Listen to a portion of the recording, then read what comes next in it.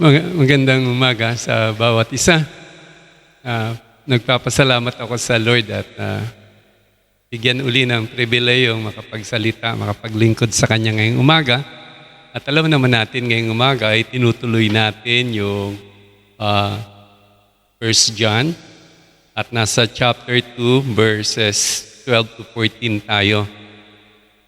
Sinimulan natin yung dyan sa pagkilala na si Jesus ay Diyos at siya ay tao at siya yung naging instrumento ng Diyos Ama para tayo mga taong makasalanan ay makapanumbalik sa ugnayan sa Kanya.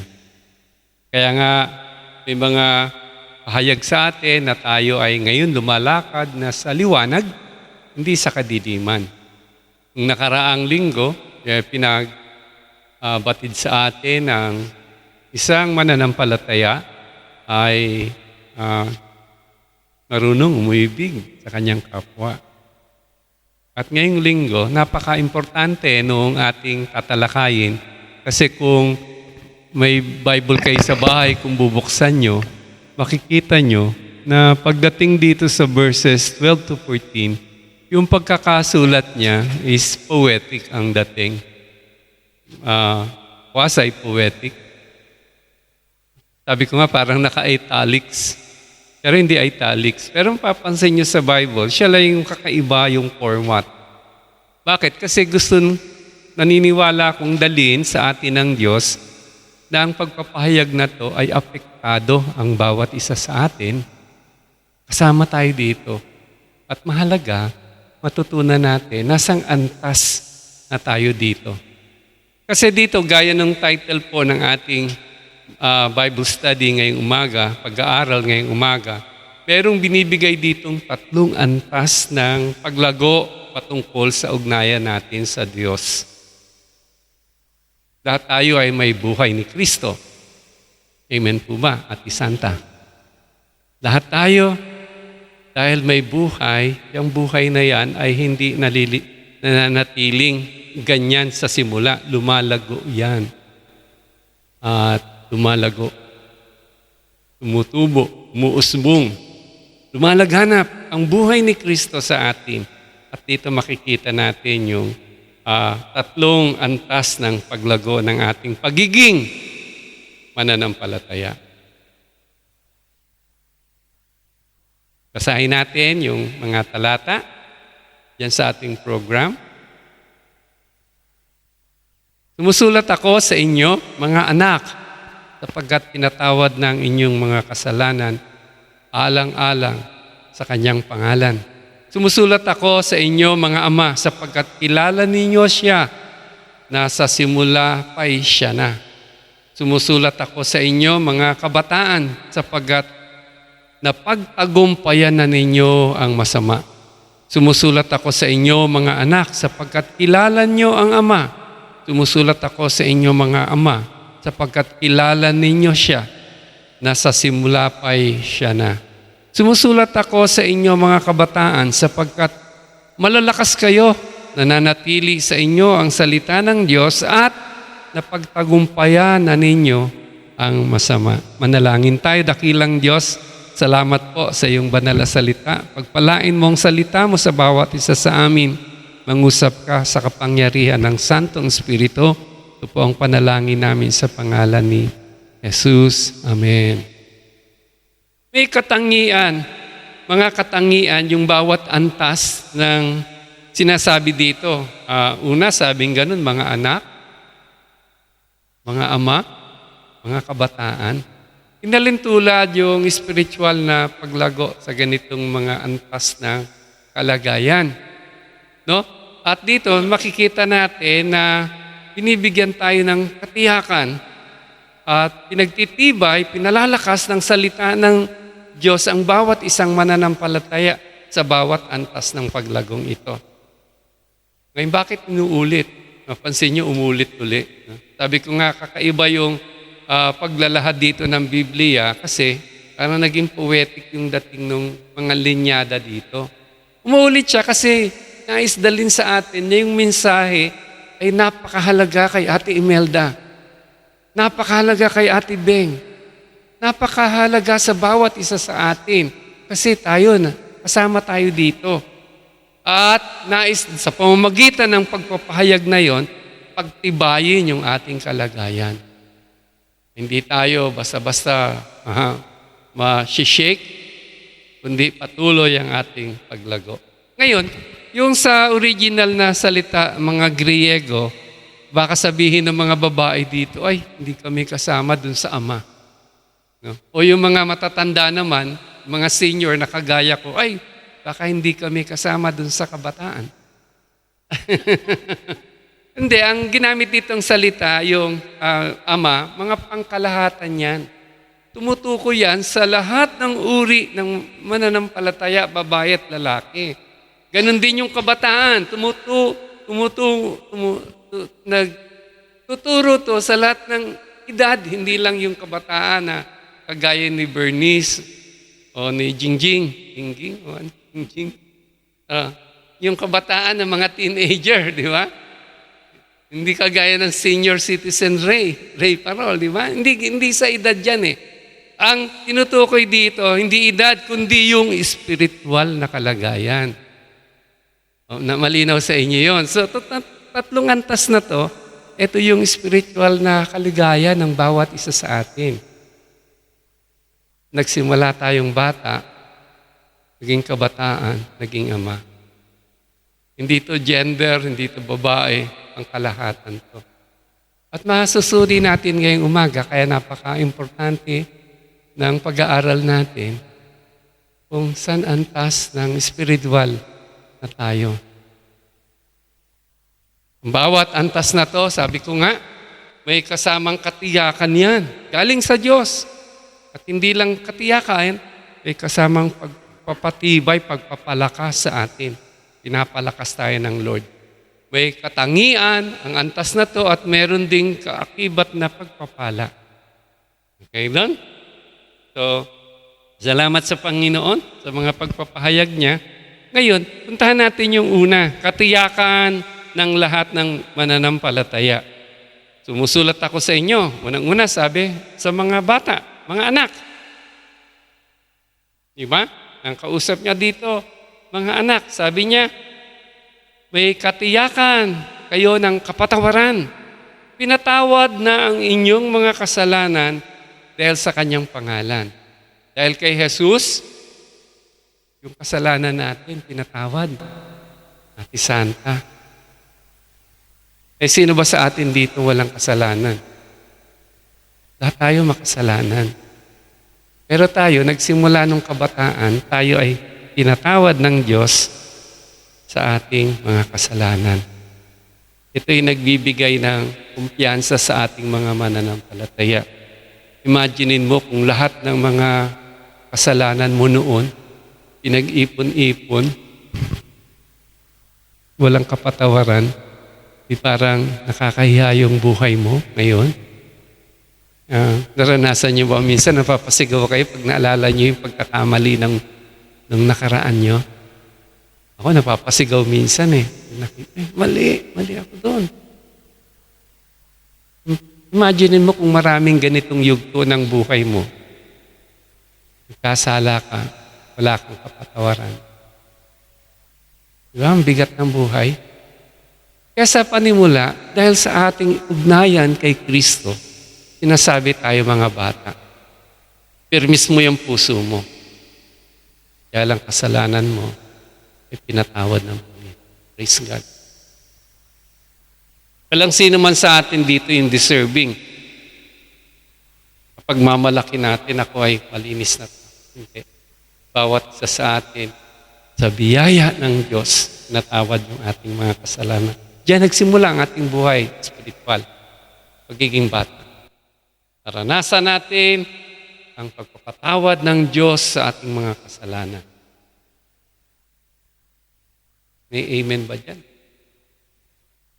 Dapat masaya tayo, hindi tayo malungkot. Tinatawad nga yung kasalanan natin eh. Parang ang lungkot nyo. Hindi naman. Mabuti. Kasi parang nalupaypay kayo. Pero bawat isa sa atin, ganun eh. Kalagayan natin. Lupaypay tayo sa kasalanan. Pero sa biyaya at kabutihan ng Diyos, Patawad niya yung ating mga kasalanan. Kaya nga dapat ito, bilang kabataan, dapat panatag tayo. May relasyon tayo sa Diyos. May pag-asa ang buhay natin. Amen? Kabataan eh. Kahit ikaw ay 80 years old nung nakilala mo ang Lord, bata ka sa Panginoon, nagsimula kang bata. At hindi porket 80 years old ka na, wala ka na. Hindi. Napaka-importante mo po at isanta kay Lord. Mahal na mahal ka ng Lord. At patuloy nating mararanasan sa ating buhay dahil ang kasalanan natin ay pinatawad ng Diyos, lahat ng biyaya, lahat ng habag ng Diyos sa ating buhay. Okay? Yung susunod na antas, yung mga ama. Sabi dito, sumusulat ako sa inyo mga ama sapagkat kilala niyo siya na sa simula pa'y siya na. Ito yung katiyakan sa pagkakilala sa Diyos.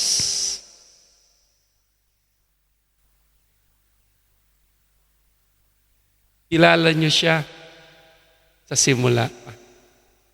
Kilala natin si Jesus na nung sa simula ay siya na nga. Iba to sa pagkilalang, yung basta kilala mo lang. Halimbawa, kagaya ko, sabihin ko, kilala ko si BBM.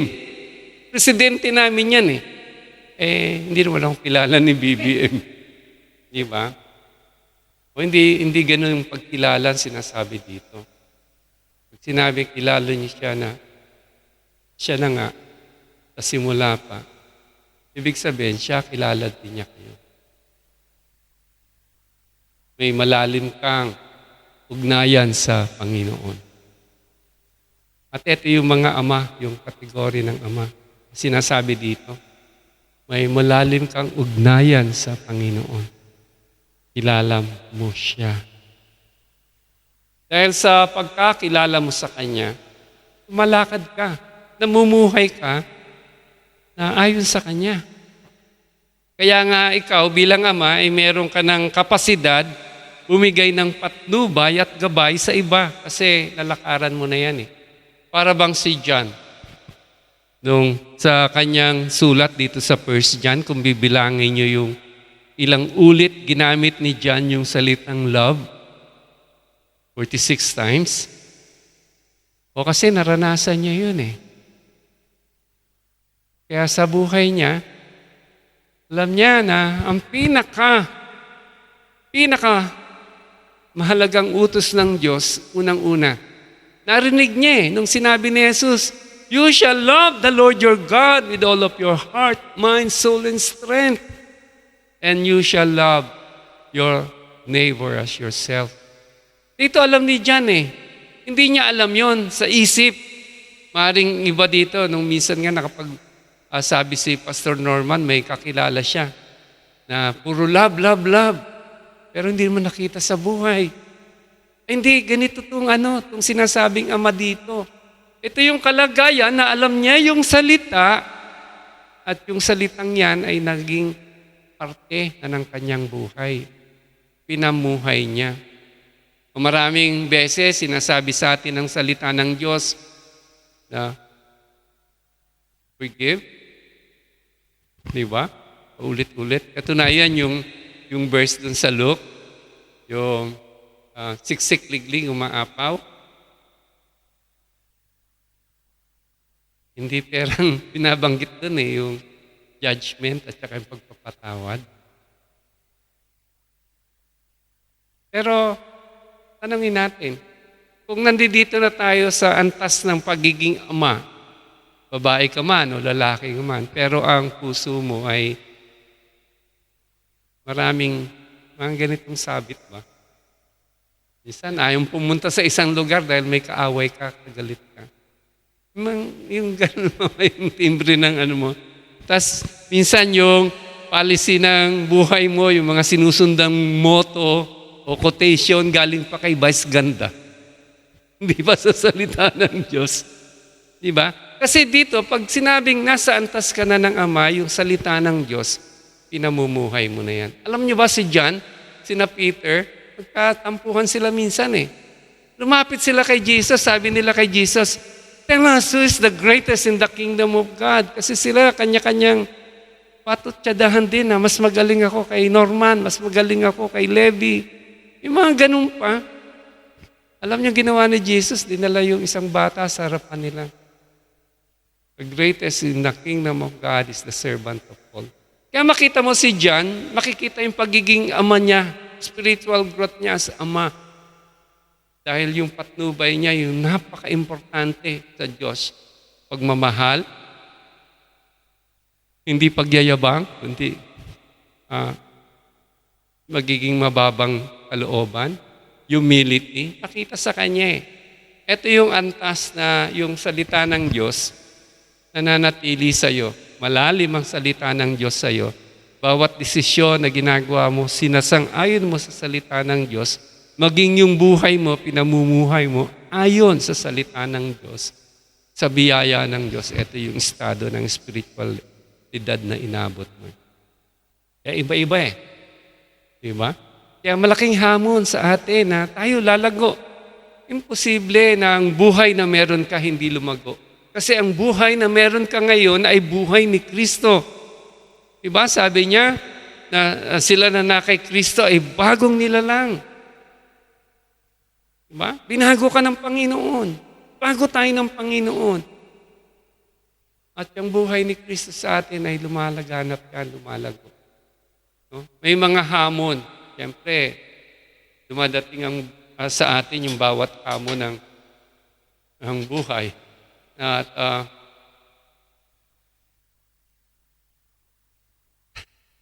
tapos, wala ako.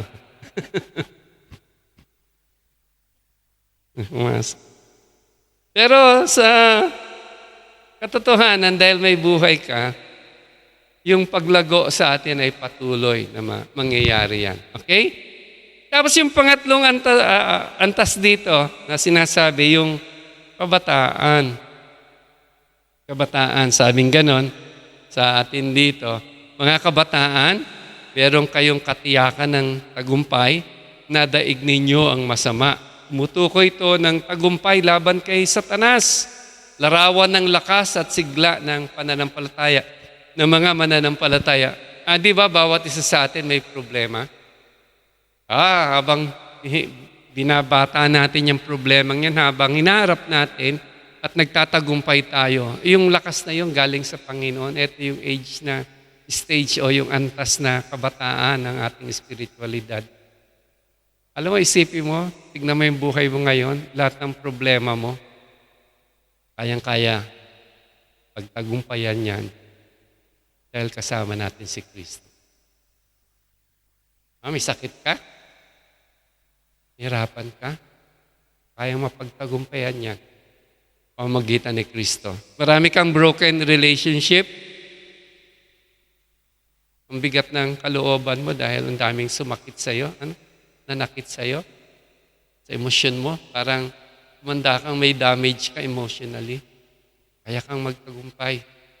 Bagong nilalang ka kay Kristo. Pinatawad ang iyong kasalanan. At ngayon, yung lakas na gagamitin mo dyan ay lakas galing sa salita ng Diyos. Kasi tinuturoan ka ng salita ng Diyos. Naunawaan mo yung salita ng Diyos. At yung salita ng Diyos ngayon, yung nagiging pamantayan na ng buhay mo. Diba?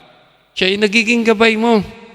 Kaya nga dito, sinabi magtatagumpay ka sa masamang nasa ng laman. Kasi sa mundo, daming tukso. Alam ni Brother Alex yan. Daming tukso sa sanlibutan. Bakit si Brother Alex? Makamot siya ng ulo. Bakit ako? Sabi niya. Alam nating lahat yan, di ba?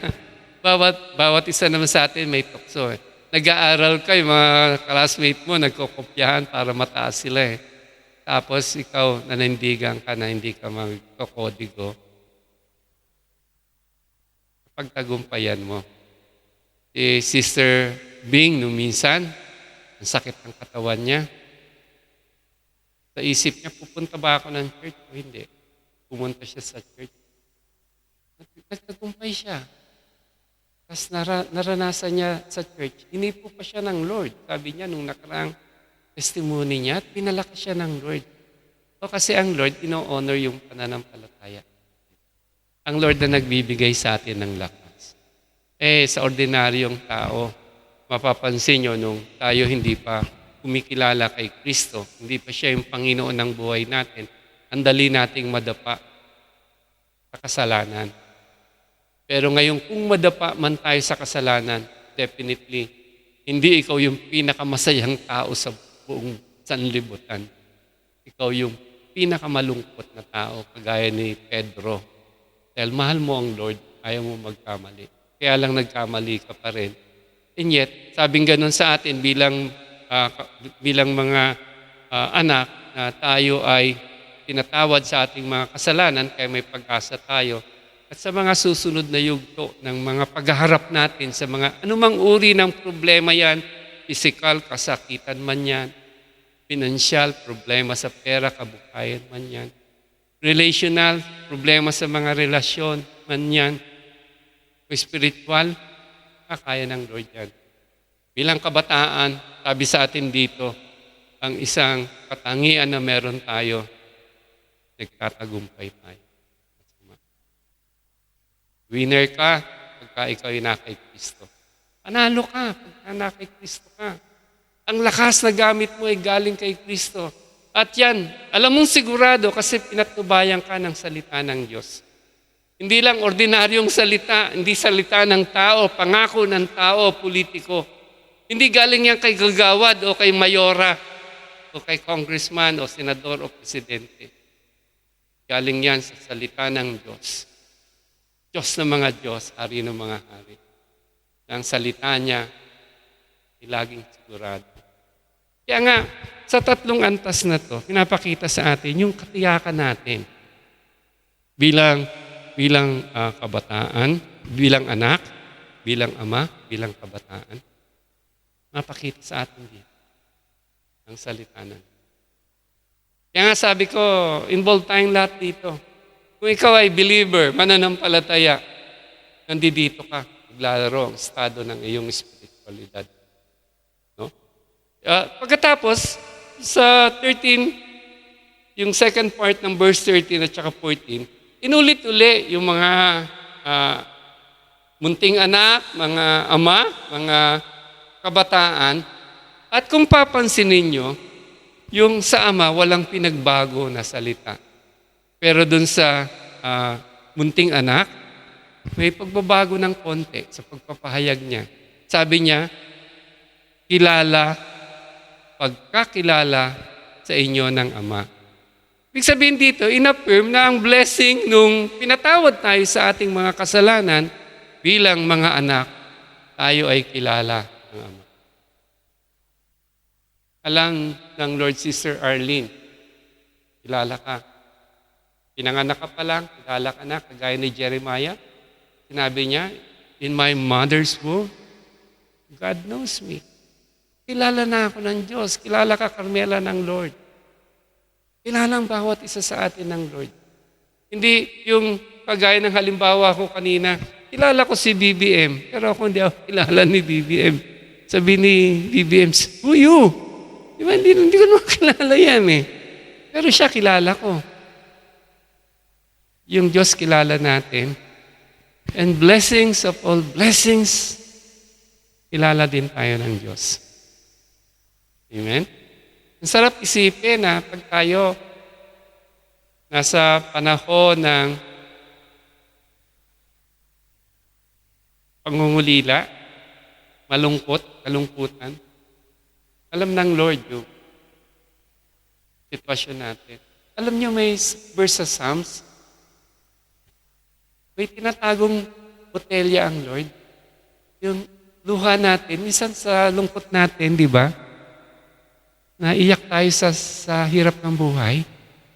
Pero ang Lord pala, He keeps our tears in the bottle.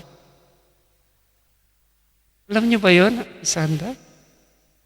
Na importante sa Lord at kasama natin ang Panginoon dahil kilala tayo ng Lord. Di ba? Bilang mga anak, kilala tayo ng Lord.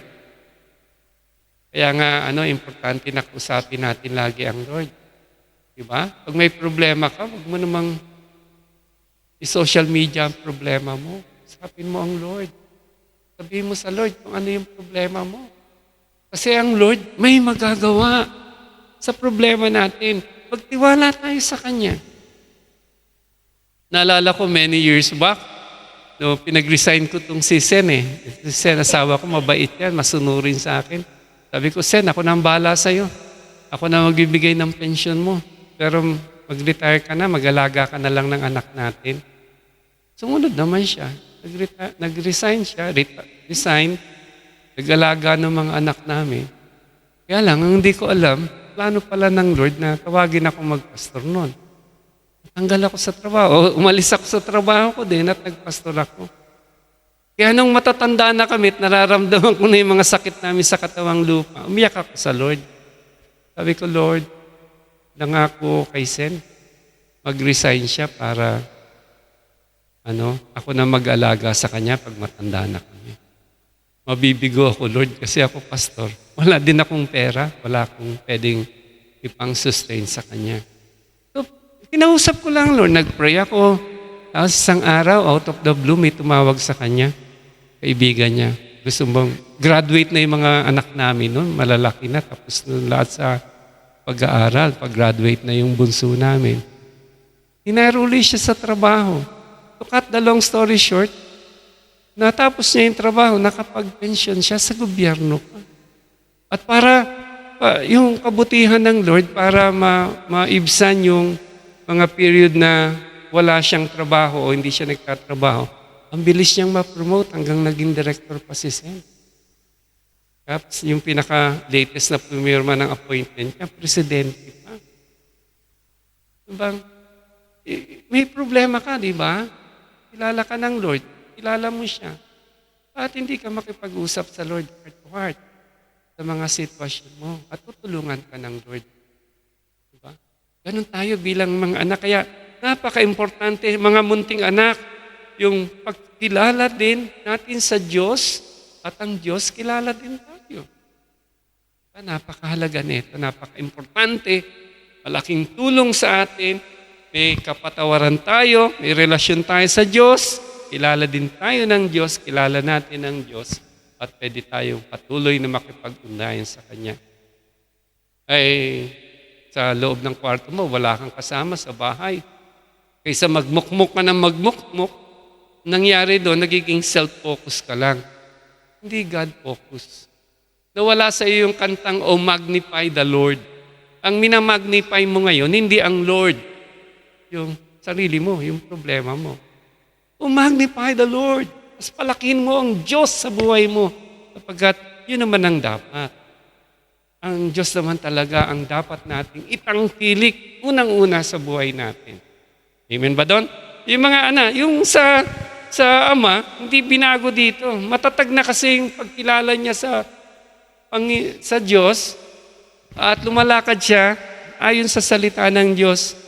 Pagaya ng halimbawa ko, yung sumulat nito, si John, no? Lagi siya nagsasabi ng love at nakikita mo yung love sa buhay niya.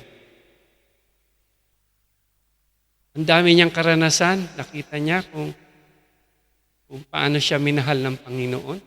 Kaya talagang kumbinsido siya na yung pananampalataya niya ay totoo, panatag siya doon, at yun yung ipinamumuhay niya.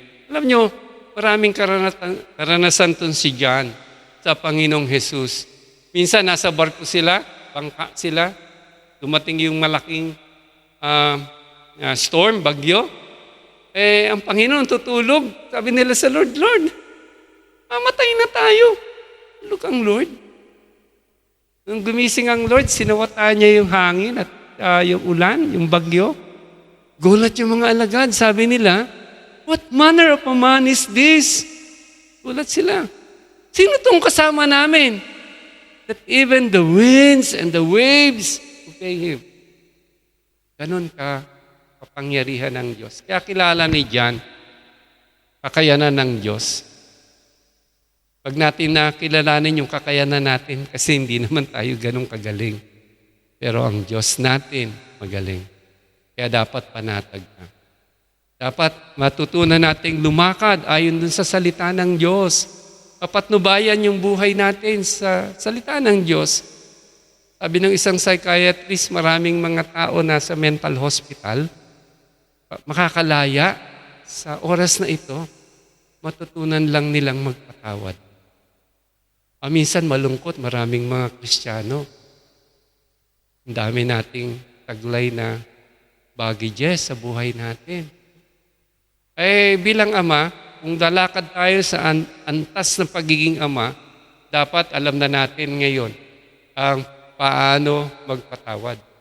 Gaano kahalaga ang magpatawad. Diba? Alam natin ang pagpapahalaga, paanong mahalin ang Diyos. Kung puso, buhay, lakas, kaluluwa, isip, alam natin yun. Alam natin na magtitiwala tayo sa Diyos sa gitna ng mga pagsubok. Dumadaloy sa atin, kagaya ni Paul na nung sinabi niya, ang daming pagsubok sa kanya, pero sabi niya, meron siyang joy. Rejoice in the Lord always. Sabi niya, again, I say, rejoice. Diba? Kahit may problema, nakapag-rejoice. O kasi kilala niya ang Diyos, panatag na siya sa ganong katotohanan. Yan yung estado ng pagiging ama. Kilala mo ang Diyos, lumalakad ka ayon sa pagkilala mo sa Diyos at napamumuhay mo yung salita ng Diyos. Amen? Sa buhay mo. Hindi na yung questionable, kundi nakapamumuhay ka ayon sa salita ng Diyos. Tapos yung kabataan, dito medyo dinagdagan ni John. Dati sabi niya na pagtagumpayan niya yung masama, ngayon, binigyan niya dito ng mas dagdag na description. Sabi niya, sapagkat malalakas kayo. Ang kabataan ay binigyan ng lakas ng Diyos, nananatili sa inyo ang salita ng Diyos. Ito yung susi ng kalakasan, salita ng Diyos. Lalakas kayo, ang nagpapalakas sa inyo ay salita ng Diyos, mga kabataan. Dadaig niyo ang masama kapagkat ang salita ng Diyos ang naging gabay niyo, patnubay niyo. Sabi nung Psalms, I will hide your words in my heart, Lord, so that I will not sin against you. Tinago ng mga awit ang salita ng Diyos sa kanyang puso para hindi siya magkasala. Sabihin, ang salita ng Diyos ay patuloy na nagbibigay ng lakas para mapagtagumpayan natin ang mga tukso sa sanlibutan. Pasalamat ako dito sa Mayfield. Dito nyo, may mga senior tayo, nagba-Bible study sila every Friday ngayon. Di ba? Kakatuwa. Kasi ito yung magiging patuloy nating gabay sa salita ng Diyos. Papasalamat ako ang mga lalaki, may online Bible study sila. Ang salita ng Diyos ay mahalaga. At sana nga, tayo sa ating personal na pananahimik, merong huwang araw-araw sa buhay natin. Nagbubukas tayo ng Biblia at nagbabasa ng salita ng Diyos. Kung hindi makabasa na at medyo malabo ng mata, maraming application sa Bible, yung audio Bible, na pwede mong pakinggan. Sa gabi, yan din yung ginagawa ko, lalo na pagka may mga panahon na parang ayaw akong dalawin ng antok, ang tulog. Nakikinig ako. Tapos, siyempre sa umpisa, blessed na blessed ka, nakapapakinggan mo yung salita ng Diyos. Maya-maya, sumikat na pala yung araw. Katulog ka na pala. Si Brother Levi, nakausap ko kaninang umaga, bumibili kami ng tinapay. Sabi niya, naku, hindi ako masyado nakatulog. Suggestion ko, makinig ka ng Word of God. Audio Bible. Kasi, nakakapagpa-relax ng puso din yun. Sa akin nga, yung buong Bible, natapos ko yan, 1 buwan eh. Nakikinig ako, Genesis to Revelation. Isang buwan natapos. Naiintindihan mo, pagka siyempre hindi naman laging patulog mo yan. Pagka gusto mong mas malalim yung pangunawa mo, kunin mo yung Bible mo, sabayan mo lang ng pagbasa. Pero importante yung salita ng Diyos. Gusto mo maging kabataan, lalakas ka? Hindi sa lakas mo.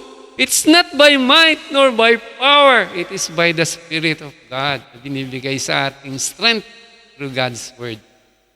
Okay? Paano ka lalakas? Hindi importante sa iyo ang Word of God. Sino magpapalakas sa iyo? Sabing gano'n ni Jesus, man shall not live by bread alone, but by every words that comes from the mouth. Diba? Hindi naman ang bobola si Jesus nung sinabi yun eh. Diba? Ikaw, 5 times kang kumain ng kanin. May Spanish bread pa sa gabi. Tapos Word of God. Fasting ka. Diba? Bigyan natin ng puwang bilang mga anak ng Diyos ang salita ng Diyos sa ating buhay. Yan, magiging kabataan tayo na pag sumumpong sa atin yung problema, umarap sa atin, anumang kapagsubukan, kaya nating harapin itong kapagsubukan na may kalakasan, hindi ng sarili natin, kalakasan ng Espiritu ng Diyos, taglay natin ang salita ng Diyos. Amen po ba doon? I-recap ko lang yung mga pinagsasabi ko ngayong umaga na sana mga mahalagang katotohanan na natutunan natin. Bawat isa sa atin na pinatawad ni Jesus sa ating napakadaming kasalanan, tayo ay kabahagi ng pamilya ng Diyos. Tayo ay mga anak ng Diyos. Amen? Wala kang ginawa, kundi manampalataya sa ginawa ni Kristo. Hindi ito resulta ng iyong mga mabubuting gawa. Hindi ito resulta dahil nagbigay ka sa offering. Walang saysayan. Ito ay biyaya ng Diyos. Nampalataya ka sa kay Kristo, ikaw ay pinatawad sa iyong mga kasalanan. At dahil dito, meron kang tiyak na kapatawaran galing sa Diyos. Ikaw ay nilinis ng Panginoon. Pag mo nang tignan ang sarili mong madumi, nilinis ka ng Panginoon. May buhay ka ni Kristo ngayon.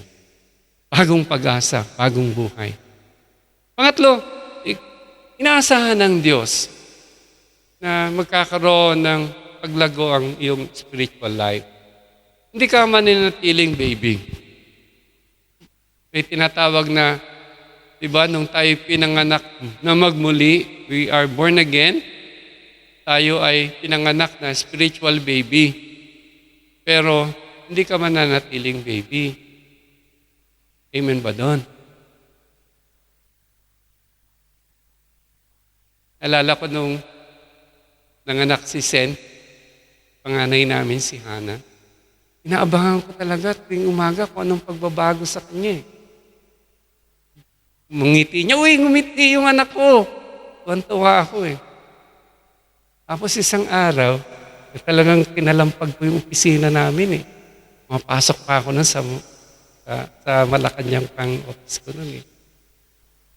Nagsalita, sabi, Papa, ay tuwan-tuwa ako.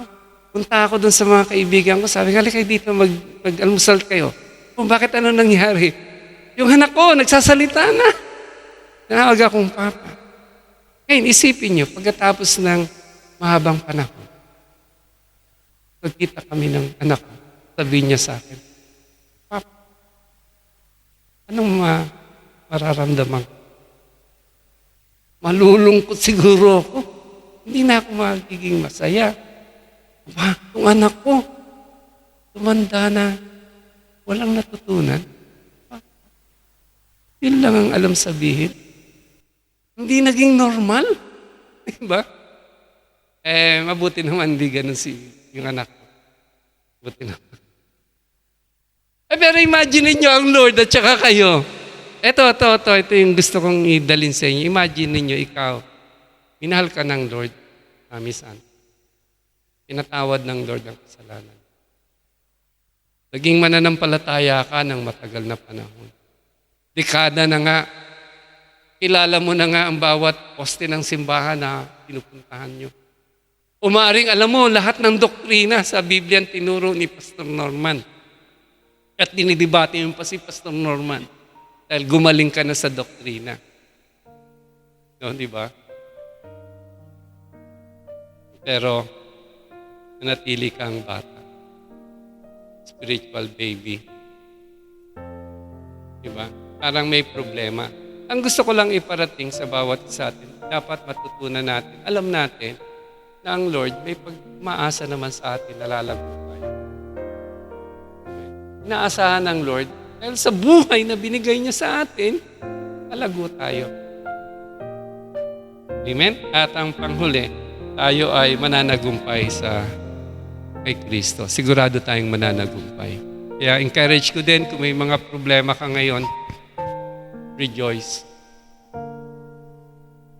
We are more than conquerors through Him who loves us. At mapagtatagumpayan natin sa kaparaanan ni Kristo. Praktikal na aplikasyon, nawa sana bawat isa sa atin sa pamamagitan ng pakikinig ng mga pagpapahayag ngayong umaga, nagkaroon tayo ng parang reflection. Tanungin natin, sa antas ng spiritual, nasaan ako? Siguradong lahat tayo nasa anak, mga bata, mga anak. Kasi dito tayo nagsimula eh. Pero nagiging kabataan na ba tayo? Dumadating na sa pagiging ama ba? Tutunan na ba nating lumalakad tayo ayon sa patnubay ng salita ng Diyos? Na hindi mababago itong pundasyon na to at nananatili tayong malakas dito. Yung pag-isipan natin. Nagkaroon sana tayo ng malalim na pagkilala sa Diyos na manahan ang salita ng Diyos. Sa bawat isa sa atin, mamuhay tayo sa kanyang lakas at maranasan natin yung tagumpay sa ating mga buhay. Amen ba doon? Ay manalangin, dakilang Diyos, ang aming mga puso po ay nagpapasalamat sa iyo. Mayaman ang iyong salita ay totoo at sigurado. Salamat sa pagpapala na binigay mo sa amin bilang mga anak mo. Pinatawad mo ang aming mga kasalanan. Ang iyong salita ang patuloy na magpapalakas sa amin upang mapagtagumpayan namin ang masama. At Panginoon, maraming salamat sapagkat sa dakong huli, dinadala mo kami sa tunay na pagkilala sa iyo ng bawat isa sa amin ngayon. Makikita namin ang sarili naming lumalakad ayon sa iyong salita. Tiyak, siguradong naging patnubay at pundasyon ng aming mga buhay.